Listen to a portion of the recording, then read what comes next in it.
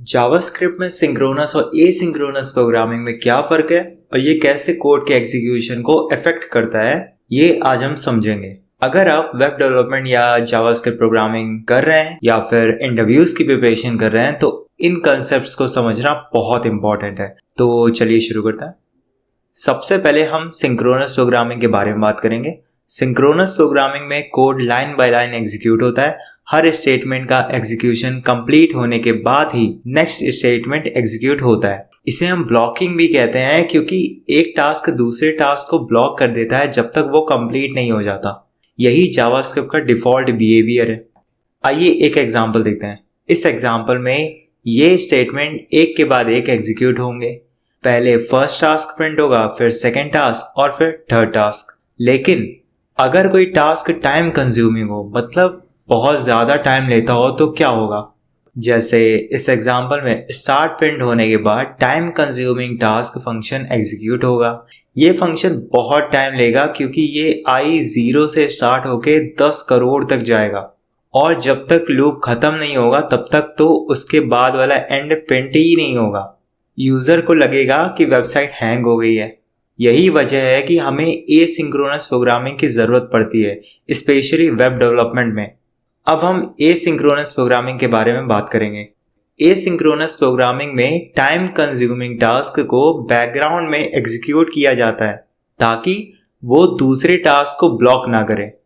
मतलब कोई एक टास्क होगा जो बहुत टाइम लेता है पूरा एग्जीक्यूट होने में, पर उसके बाद वाला टास्क उसका वेट नहीं करेगा और प्रिंट हो जाएगा उस टास्क के खत्म होने से पहले ही। बाद में जब ये टाइम कंज्यूमिंग टास्क कंप्लीट हो जाता है तब उसका रिजल्ट भी हमें मिल जाता है। चलो एक एग्जांपल से समझते हैं। इस एग्जांपल में आउटपुट कुछ ऐसा होगा, start and time consuming task complete. आपने देखा एंड पहले प्रिंट हो गया और time consuming task complete 2 second बाद प्रिंट हुआ। यानी कि सेट टाइम आउट फंक्शन ने टाइम कंज्यूमिंग टास्क को बैकग्राउंड में एग्जीक्यूट किया और बाकी का कोड एग्जीक्यूट होता रहा।